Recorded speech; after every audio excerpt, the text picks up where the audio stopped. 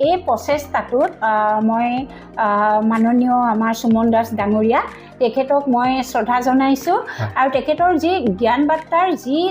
যাত্ৰা সেই যাত্ৰা সঁচাকৈয়ে আমি শ্ৰদ্ধা কৰিবলগীয়া সঁচাকৈ আমাৰ সমাজৰ কাৰণে এটা আদৰণীয় পদক্ষেপ আৰু তেখেতে বিভিন্ন অভিজ্ঞ ব্যক্তি তেখেতসকলে সাক্ষাৎকাৰ গ্ৰহণ কৰিছে মোকো ইয়াৰ ভিতৰতে সোমোৱাই ল'লে মই যোগ্য হওঁ নে নহওঁ নাজানো তথাপিতো তেখেতসকলে মোৰ লগতো দুআষাৰ পাতিলে তেখেতসকলৰ যাত্ৰা সুমধুৰ হওক আৰু তেখেতসকলৰ যিটো মোটো যে সমাজখন আমি শুদ্ধ কৰিম ভাল কৰিম শিক্ষাৰ যোগেৰে আমি পোহৰাই তুলিম আপোনালোকৰ এই শিক্ষা বাৰ্তা শিক্ষা যাত্ৰা আপোনালোকৰ খুব সুন্দৰ হওক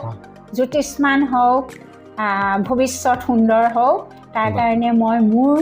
ফালৰ পৰা আৰু মোৰ বিদ্যালয়ৰ